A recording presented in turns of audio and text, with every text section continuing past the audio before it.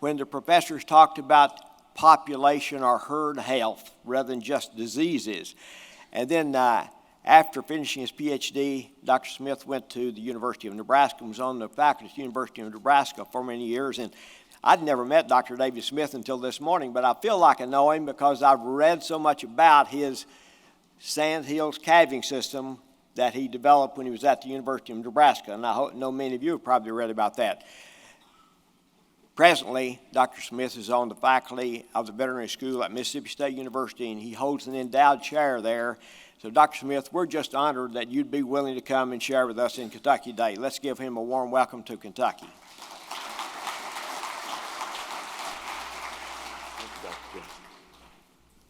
Thanks, Dr. Jones, and Dr. Givens, congratulations, and best of luck in your new position. So I've got a tough job here because I have to follow two really good speakers who have already given you a lot of really good information. Let me first of all say thanks for the invitation to be here to speak.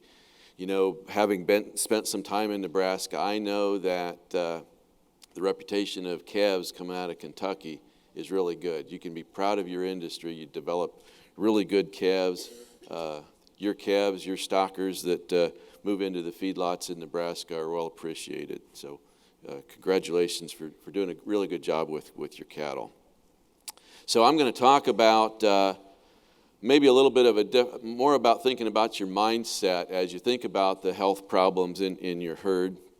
And we're going to take a systems approach to that. Now, cattle producers naturally think in systems. It's not true for veterinarians. I think by the nature of our education, we struggle with thinking about systems. You do it every day, all day long. You're thinking about the system that you're working in. We tend to think about the drugs and the bugs, which is a little bit narrower scope. So let me illustrate that a little bit.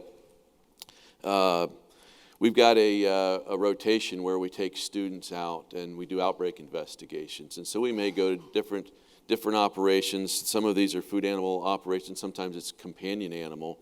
But we'll ask the students to think about what's causing the problem here. And so if I ask the students, let's use a dairy example. We've got calves that are having scours. So little baby calves getting diarrhea. And I'll ask the students, well, what could be the cause of this? And they're going to say, well, coronavirus, it could be rotavirus, it might be cryptosporidia. And they're right about that. Those may be the agents that are involved in that, and that's how we train our students to think. But I want them to think broader than that. I want them to think about the system. So the system is that there's a guy, Joe, whose job it is to be responsible for making sure that those calves are fed colostrum, right? They're on a dairy. He makes sure that they get fed colostrum. But the dairy management has asked Joe to spend some time with the field crew to go out there and help make corn silage. Joe doesn't have time to get the colostrum into the calves. The real problem is that Joe needs time to make sure that those calves get colostrum, right? That's the cause that I want our students to think about, not the specific agents, not even necessarily the vaccines against those things. If you're locked into thinking about the name of the bug, you are also locked into the thinking, if it's coronavirus, we got to do something to kill coronavirus. And you're not thinking about the broad, maybe we need to give Joe enough time to feed the calves, right? Make sure that they get that colostrum. We can anticipate a number of the problems that we have on our cow-calf herd operations and be proactive about thinking about how we're going to address those things in the system. And that's what I'm going to ask you to think about for the next few minutes. Okay. And I want you to think about the difference between strategy and tactics. So strategy is thinking about what we want to accomplish, okay? So in military terms, that's we need to defend this hill, right? This is a critically important position. We need to hold this. That's strategy. Tactics is how we're going to get that done, right? So in a military context, tactics is, well, we've got infantry, we're putting them here, we've got tanks, we're going to put them here, and we're going to have the Air Force fly over and do some bombing, right? Those are the specific details about how we're going to hold this hill. All right, strategy and tactics are important in the way we think about our livestock operations as well. Okay, so I know this is a mixed audience. There's some of you that produce commercial calves. They're destined to a feedlot or to a stocker operation. Others are seed stock producers, and you've got a different market that you're trying to reach. Some of you market 4-H calves. There's a variety of ultimate products and the way you're going to market those things. But I think everybody in the room finds it important to have a healthy calf to be able to market. And you don't get that calf unless you have a successful calving. And you don't have that successful calving unless you've had a healthy pregnancy. So this is the range of things that I'm going to ask you to think about this morning. How we get and maintain a healthy pregnancy, how we get and maintain a successful calving, and how we get and maintain a healthy calf. There are a lot of factors that influence those things, a lot more than what I have on the screen here. But all the way along, there are things that may get in the way of you achieving those specific goals. And so, we've got great animal scientists and veterinarians that help us develop programs to think about how to manage those various risk factors, right? So thinking about the nutrition, thinking about breeding and genetics, thinking about how we're going to manage the environment that we're going to ask those cows to have calves in, vaccine programs, the things that we've been talking about all morning long. So those are the things that create the system that we're about to think about. And the last thing I want you to think about is how we want to think about the things that we're worried about. And so we're just going to talk about risk management, risk analysis. There's questions where we assess our risk. So what are we worried about? Is that really a serious problem? How likely is that to happen? How does that compare to other risks that we take day to day? Risk management is that phase where we're starting to do something about the things that we're concerned about. So what can we do that minimizes that risk?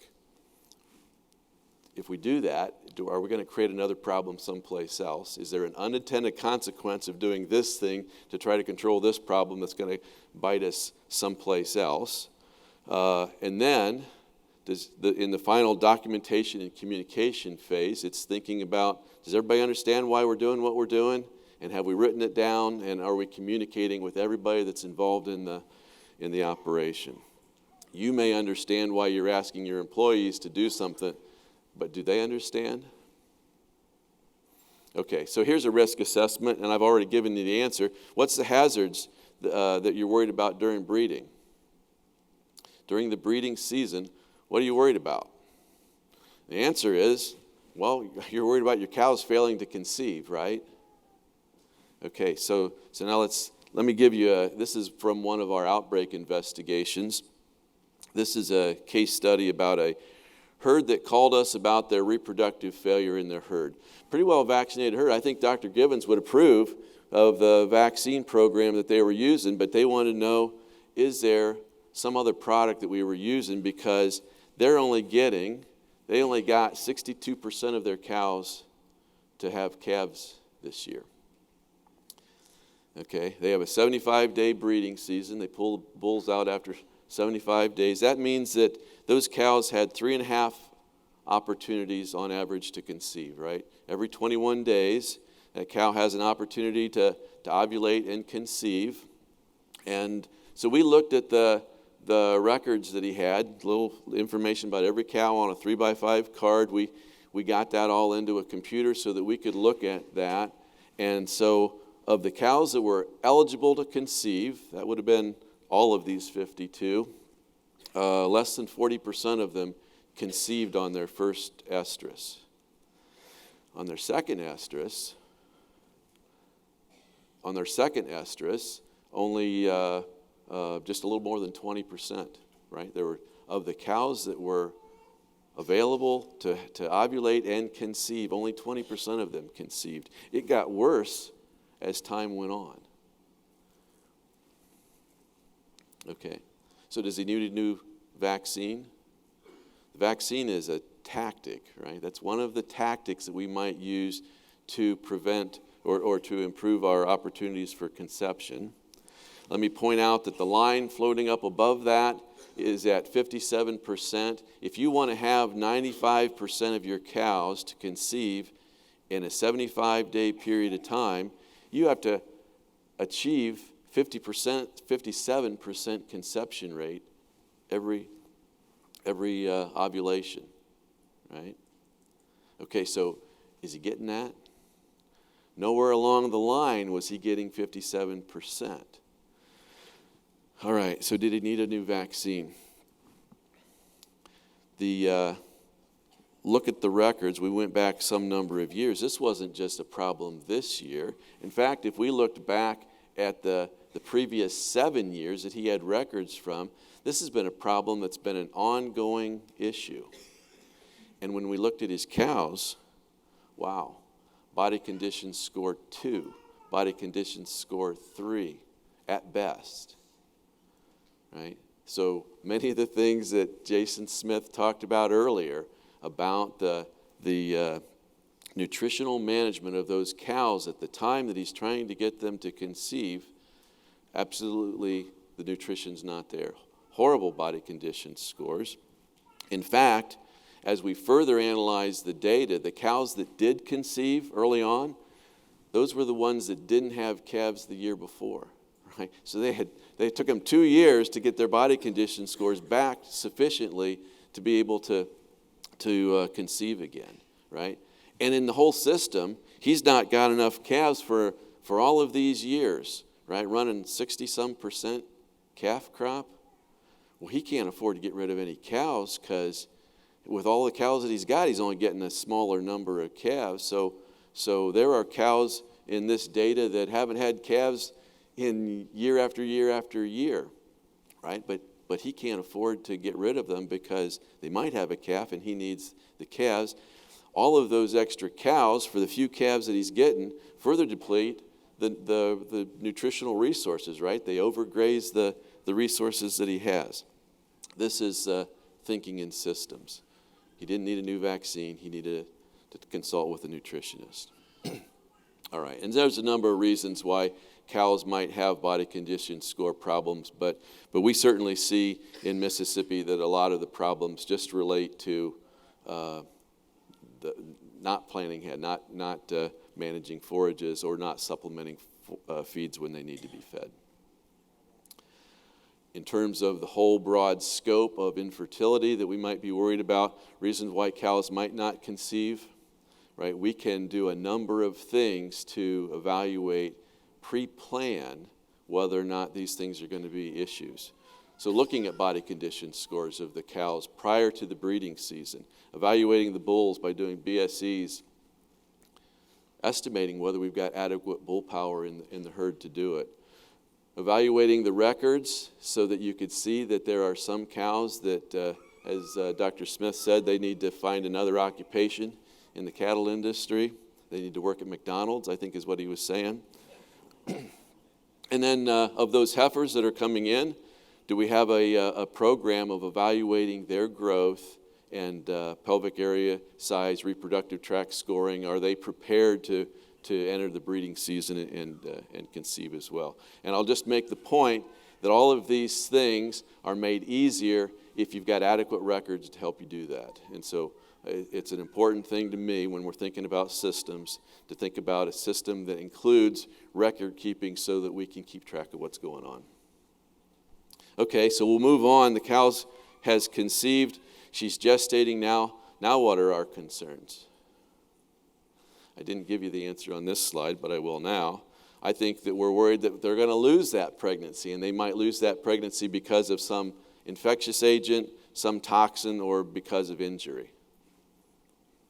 And so Dr. Gibbons talked about vaccination programs to protect pregnancies. And so I won't go into the details about thinking about the modified live or the killed virus or the timing, because Dr. Gibbons already did a really good job of doing that. But one of the tactics for this strategy of protecting the cows during their gestation, one of the tactics is we might use vaccines. But there are other tactics. We might worry about commingled cattle.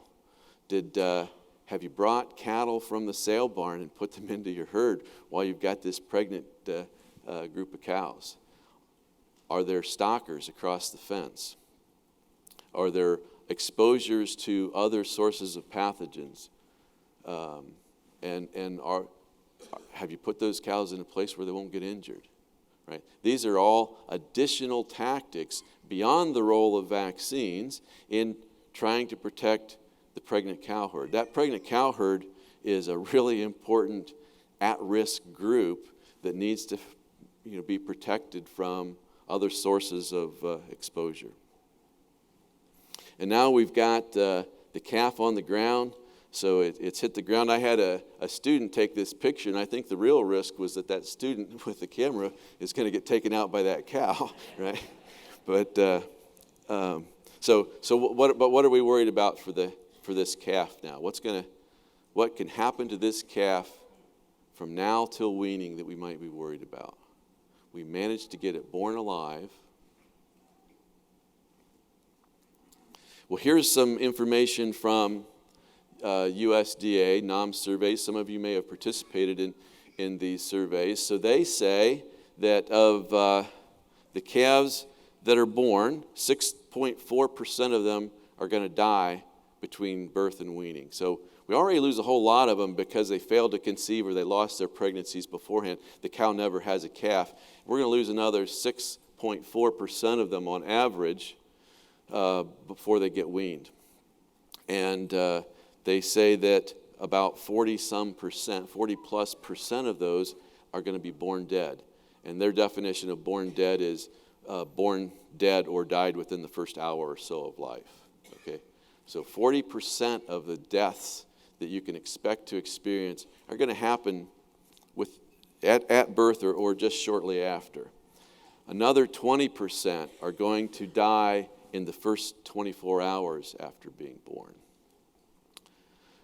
Okay, so we've now got 60% of the calves that are going to die within the first day.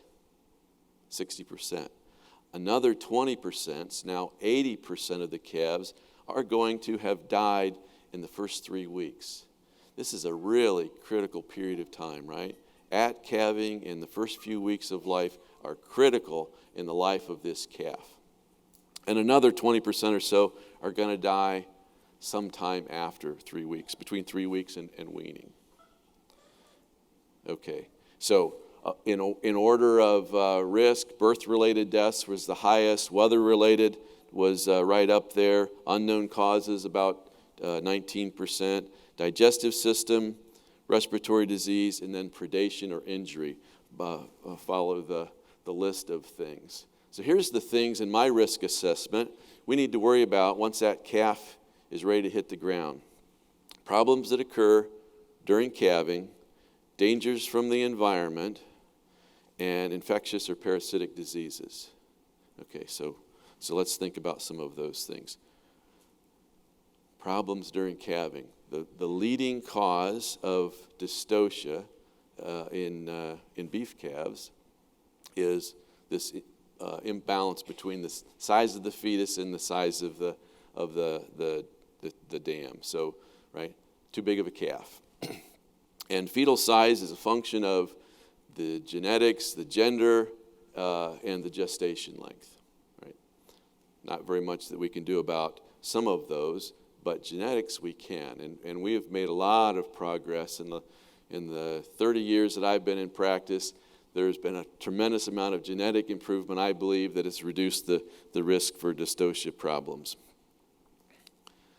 Let's talk for a minute, though, about how we're going to manage that dystocia when we're faced with it. So that calf is either going to be delivered vaginally or it's going to be delivered surgically. This is some information that, first of all, tells you that heifers are the group that we're worried about. Heifers are the group with the highest risk for dystocia problems. So that heifer management program that you that you have is really important, right, to minimize some of these things, as well as the genetic selection decisions that you're making about who these heifers are going to be bred to. Some people look at this data and they'll suggest that there's evidence that the rate of dystocias in heifers is going down over time, and it looks like it might be. The data for cows doesn't suggest that dystocias in cows, even though it's much lower, it's not decreasing.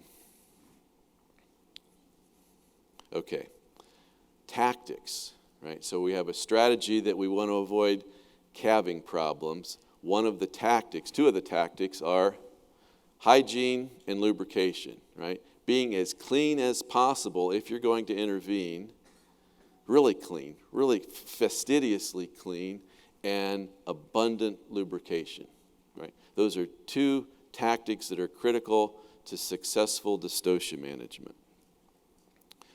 And let's talk about making decisions about how we're going to manage the dystocia. So in a normal presentation can either be head and front feet forward or the back feet extended and coming out. Either of those can be delivered successfully. They're considered normal presentations, okay?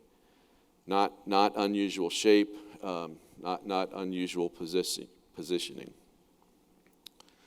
So how do we decide whether that calf is in fact going to come through the pelvic canal or not? I'm going to give you 3 tests, and the calf has to pass all 3 tests to decide that it's coming vaginally. First of all, if you pull traction on the front legs, you pull the head into the pelvis, right? That's the first thing. If you can pull on the legs and the head comes into the pelvis, or the calf's pelvis comes into the pelvis, you've passed the first test.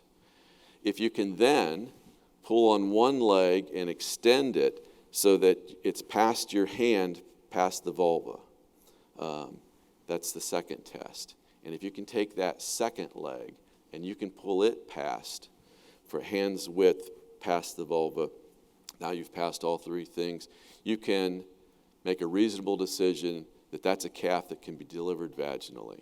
Okay, so maybe with some more assistance, but it's reasonable to think that.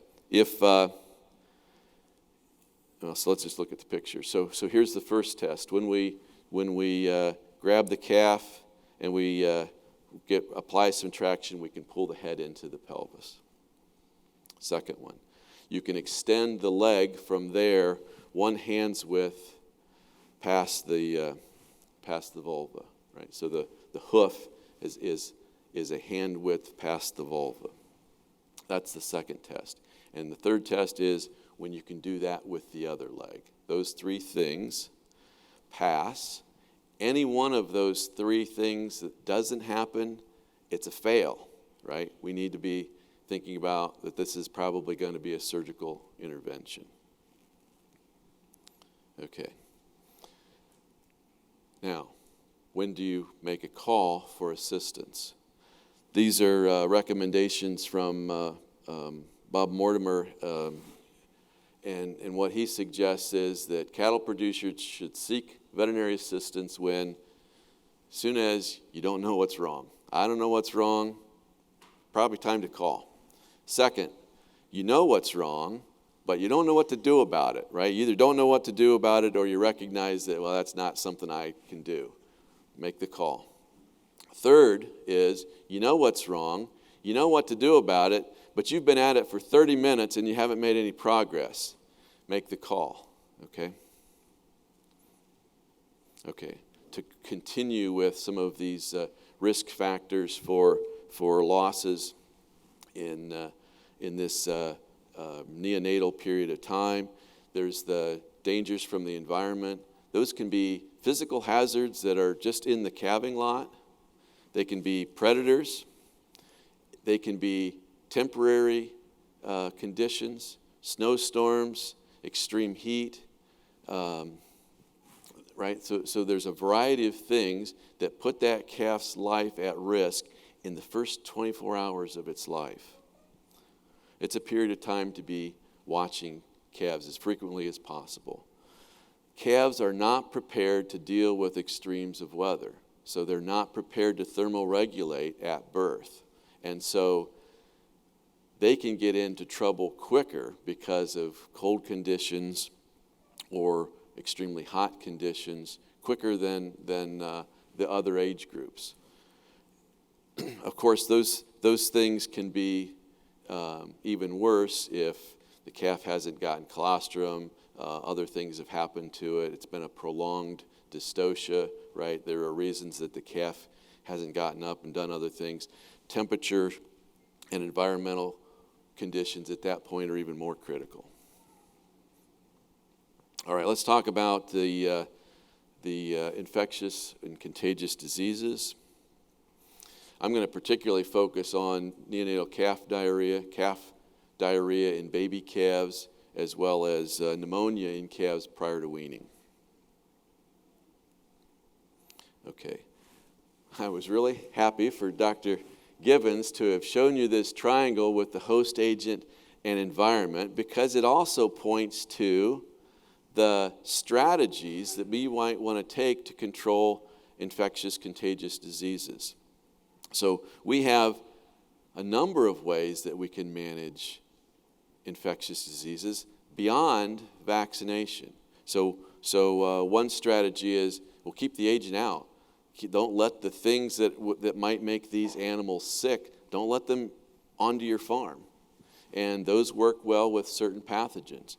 BVD virus, Yoni disease, bovine leukosis, trichomoniasis. These are agents that don't exist on everybody's farm. We don't want them. You don't want them on your farm, right? And your strategy may be to do the things that you can do to keep those organisms from ever arriving in your farm. Don't buy them. Okay.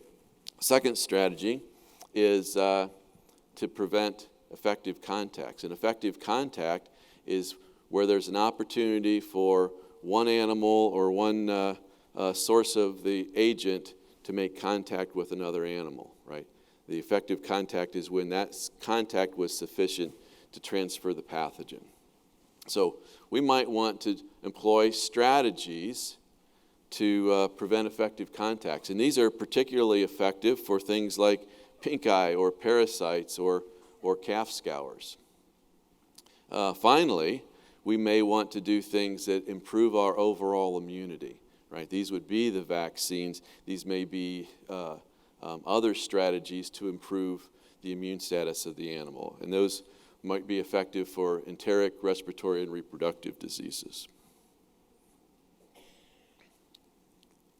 Okay, so the tactics to achieve these things include vaccination, controlled exposure. Controlled exposure is an interesting thing. That means that if you're going to bring the pathogen in, bring it in at a time when it's not going to cause a problem, right? So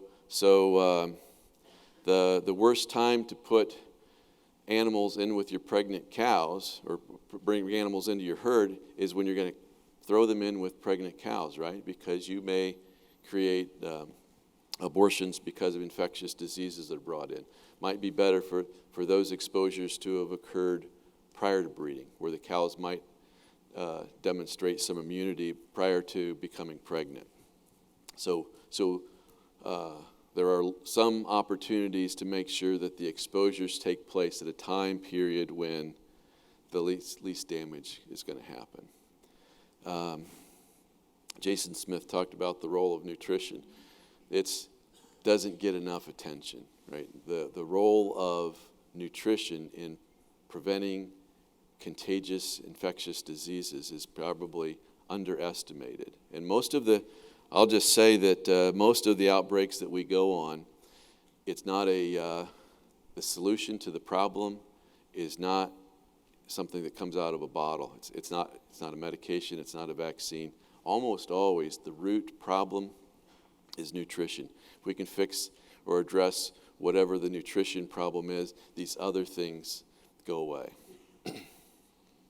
Quarantine and segregation. So quarantine and segregation are ways that we might separate groups so that this group doesn't expose this group to some pathogen. Quarantine is usually thought about as you're bringing animals into your herd, And so if they're coming in and they might be incubating a disease, they're about to get sick, well, let's not put them in with the pregnant cows until we've given them time to get sick and get over it, and then make our introductions.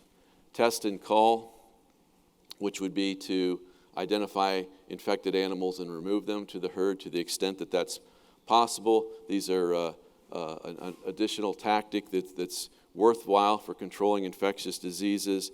And sometimes we use mass medication with antimicrobials to eliminate the risk for diseases. So these are the various tactics that are at our disposal for trying to deal with infectious diseases. I just want to point out that there's more than just vaccination, right? So as important as vaccines are, they're not everything. And we should employ the full arsenal that's available to us. Consult with your veterinarian about the concerns that you have about infectious diseases and how you might use these other tactics to address those. Okay, so Dr. Gibbons did a good job of talking about vaccination programs. One of the things when we're talking about neonatal calf diarrhea is vaccinating the cow to protect the calf. Important strategy, right? That you're giving a vaccine to the cow so that she'll mount an immune response prior to having her calf, and those antibodies will be passed along in the colostrum. So that calf gets its protection when it nurses the colostrum. But there's an important thing to remember. Those antibodies that are passively acquired from colostrum wane with time. So with time, those antibodies are going to disappear.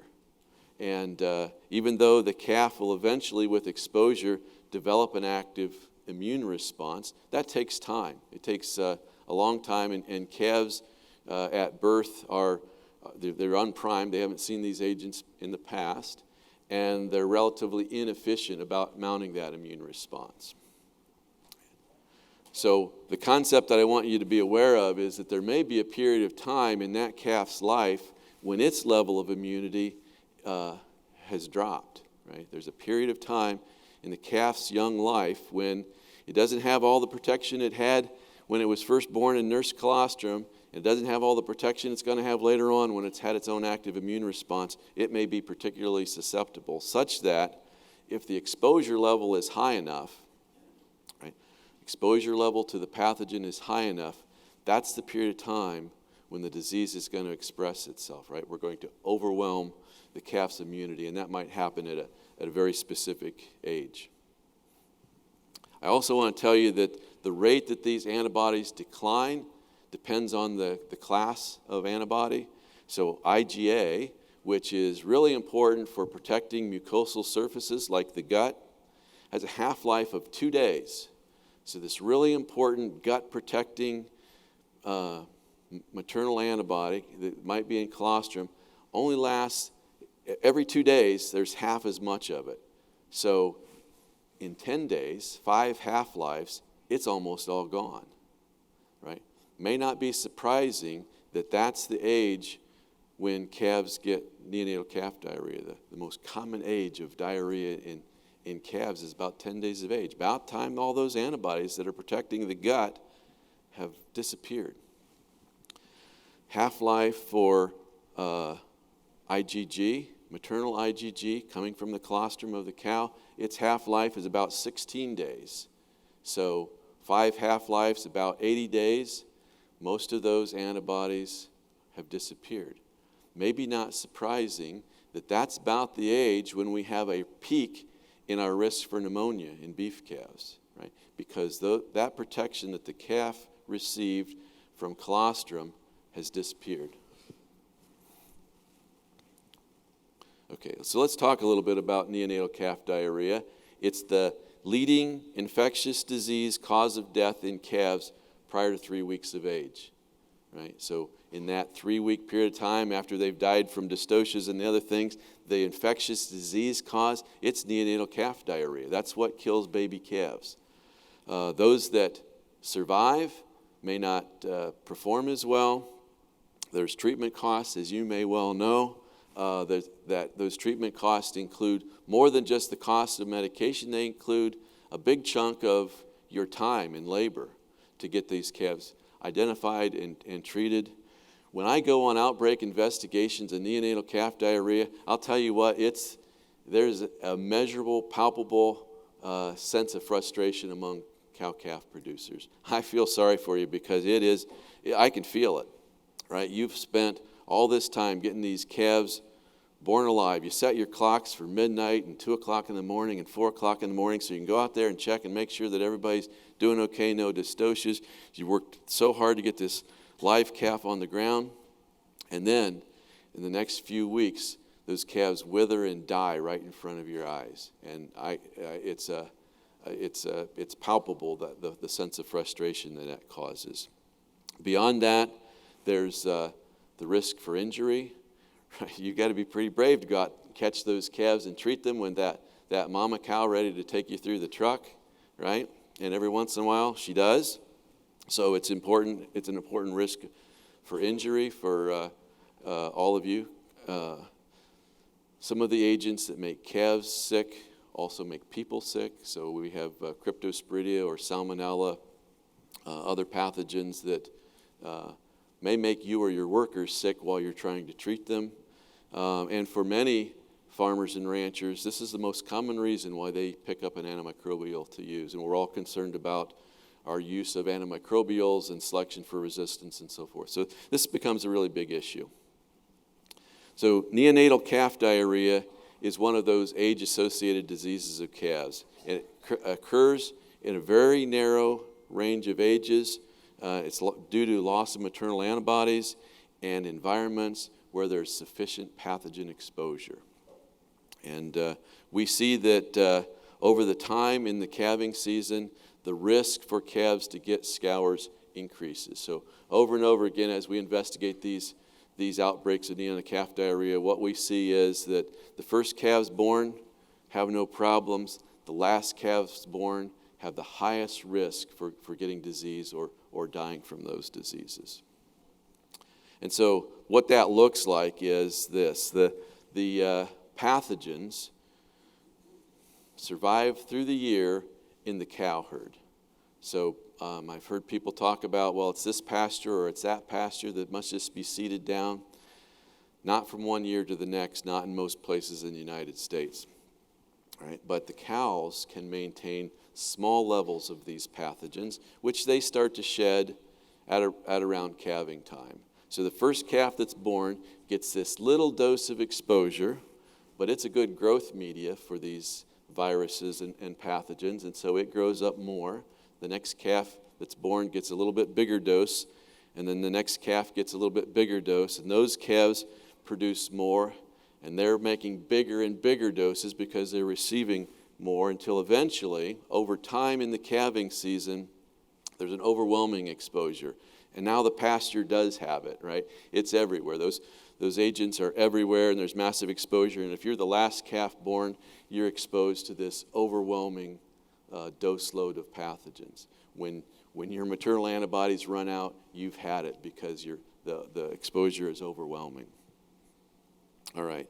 So while I was in Nebraska, I worked with a number of people. We worked to develop a system to, first of all, recognize this pattern of what was happening and then try to address it. And so we called it the Sandhills Calving System because we tested it out in the Sandhills of Nebraska, really great cattle country. But it works like this. At the time that you're ready to start your calving season, everybody enters the first pasture. You don't know who's going to calve unless maybe you've staged them. If you've done some pregnancy staging, you may be able to have a smaller group that's targeted to this first pasture. Some of those cows are going to have calves, and they're going to stay put. They're going to stay with their calf. Those pairs stay, and the cows that are still pregnant move to another pasture. 1 week. Those cows have, some of those have calves, and so those pairs stay in that pasture, and the pregnant cows, heavy cows, move on to the next pasture, where they have calves, and the heavies move on. So at this point in time, we're in the fourth pasture, we're in the fourth week of the calving season. The thing that's going on in pasture 4 is cows are having calves. This is the one place where we're looking for the dystocia problems or the things that are associated with that calving moment. If we're going to have an outbreak of scours, it's going to happen in calves that are 1 or 2 weeks of age. So that's going to be in pasture 2 or 3, right? If it does happen there, well, it's just that group of calves. It's not everybody. And usually it doesn't happen because we've prevented anybody from being exposed to all of those other calves that were born before it that are now 2, 3, 4 weeks of age that are the sources of the pathogens. Okay, so eventually you run out of places to put cows. Hopefully you're at the tail end now if you've got a good breeding program, you don't have very many calves being born at the end. You're heavily loaded up front. And so you make a compromise and you say, well, the last of these cows are going to calve in whatever pasture we have left.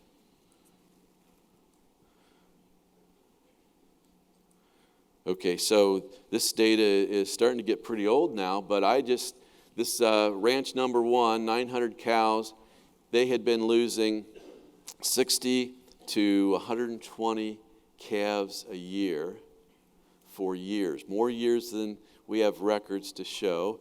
They had tried all kinds of vaccine programs. They had tried all of the chelated minerals, the zinc and copper, and various attempts to manage the problem other ways. He was the first one to try the Sandhills calving system. So I sat in his kitchen table, and I'm this egghead from Lincoln, Nebraska, going out to western Nebraska. I have about zero credibility, right? But I say, I got an idea for you. I'd like you to try this. Fortunately, he was desperate enough to do it. He did it, and so that was in 2000. I just saw, this is Mark McNutt. He's done a number of interviews about this, so I can share his name. Great rancher. He was, I just saw him this spring. Last summer. He was still in business. He's expanded. He's got 2,000 cows now. His sons are home from they were high school kids when we were working on this. They're back on the farm. He's got a great operation. He said, we were going to go out of business. It was the end. I was that desperate to do this, and in 20 years, he's not lost a calf to neonatal calf diarrhea. No calves have died because of scours. Now, he tested the system a little bit. I told you every week you need to move. Well, Mart early on said maybe that could be every 2 weeks. No, he says you can't. You'll get scours in calves if you spread that time period too long. It's got to be about a week. If you go 2 weeks, you'll start having 2-week-old calves exposing the calves that are just born, and you'll start to get scouring calves. So he's done really well. We looked at the 3 years prior to, and the dollars he spent on drugs, antimicrobials, fluids, etc., to treat scouring calves, and the 3 years after implementing the system. There was a 24-fold reduction in his total animal health expenses. It would have been better than that, but he'd already bought all the drugs for the first year. So the first year that he tried it, he'd already bought all the fluids and antibiotics and things, and so we had to count it against that. Second ranch is the second place that we did it. This was an intensive grazing herd. We had to modify the system a little bit to fit their intensive grazing needs. They would also say, no calves have died from scours since implementing this system. I'm showing you the all causes death rate here. So there are still some calves dying on this ranch. And so I had to ask about that. And they said, well, we've had so much trouble with scours in the past, I didn't think it was worth mentioning that sometimes we also get calves with pneumonia. I hadn't even heard that calves got pneumonia prior to weaning until after we started solving some of these scours problems, because the scours was such a bigger problem. And so how are we doing on time? If I have a couple more minutes, I could talk about, I'll talk a little bit about what we've learned about pneumonia in beef calves prior to weaning. So we know a lot about pneumonia in calves after they're weaned and they go into the feedlots, right? Not a mystery to anybody. But it's surprising. It was surprising to me that it was as much of a problem as it was, that there are calves that get sick and die with pneumonia when they're out there on green grass and sunshine with their moms. There's no stress, there's no commingling. What is causing this? In fact, 20%, 1 out of every 5 of you, would report having to treat calves for pneumonia in the previous calving season, prior to weaning. So 20% of cow-calf operations experience this problem in calves before they're weaned. If you look at treatment costs, so medicine on average about $13 per calf to treat them, but labor is about $20. And labor is extremely variable, so the cost of this disease relative to the labor to treat the calves is quite variable. We did a survey of ranchers in Nebraska, South Dakota, and North Dakota, asking them about their expenses. So you can see that the time that it might take to treat a calf, on average, maybe about 30 minutes, but look, some people said it would take hours, right? So you ride out, you see a calf that's sick, you say, oh, I got to treat that calf. So you ride back, you hook up a trailer and get your horse, and you go back and get your drugs, and you go back and you catch that calf, and maybe you have other ones to treat. It can take all day, right, to treat a few calves.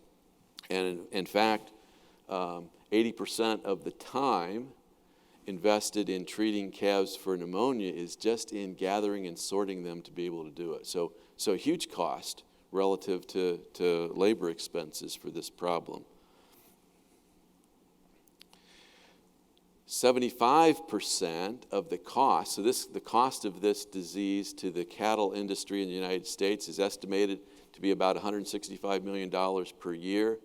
That's $5.63 for every cow in the country, or $28 per cow in those affected herds. That's starting to be real money. And 75% of that cost is due to calves that die, right? They were never able to be marketed. So while there are production losses and labor costs and medicine costs, the big thing is the calves that die. Okay, so I talked to you about this waning immunity of IgG that's going to protect them. So if they didn't get very much IgG, they might run out quicker. If they got a lot of their IgG that's going to protect them, it might take them a little bit longer. But certainly by the time they're 80 to 100 days, they're no longer relying on antibodies from colostrum to protect them anymore. Right? Those are gone. Just to see what this looks like, here's a study of where researchers at Oklahoma measured antibody titers of calves from right after birth down till after they were weaned. They were looking at questions about vaccines, inducing vaccination titers. So some of those calves got vaccinated at 67 days of age, and then a booster at 190 days of age. Right? They're still on the ranch. They got vaccinated earlier. Some of them got vaccinated at 167 days of age, and then at weaning at 190 days of age, and hardly any boost in titers at all, right? Just almost nothing. They started out really well. Titers went down as those maternal antibodies disappeared. Point is, this is what's happening in your calves. Whatever antibodies they started off with because they got a good dose of colostrum, it's gone by the time they're 100 days of age or so. This is the ages that we see and the frequency that we see pneumonia in calves. So you'll see there's a low peak. And by the way, there's a lot of data here. This is about 10,000 calves that I investigated in various ranches in Nebraska. And then the U.S. Meat Animal Research Center has published 20 years of data representing over 110,000 calves. So, and it's interesting that their distributions look almost the same. So there's a period highlighted in green here where we have smaller numbers of calves that get sick. The typical history in those herds is that they'll say, yeah, we occasionally get a calf that gets pneumonia. It's 30 days of age or so. We have one here and one there. No big deal. And then, let's see if I can. we've got this second time period. Does that show up well? Then there's this next period of time. Here, the history is, well, I went out, I was checking on the calves and the water tanks, and I noticed that I had a sick calf. And then I started looking around, and they were all sick. Everybody was sick. A lot of times the history is we just mass medicated everybody. Everybody was sick all at once. It was a big wreck all at the same time. All right, so what's happening here?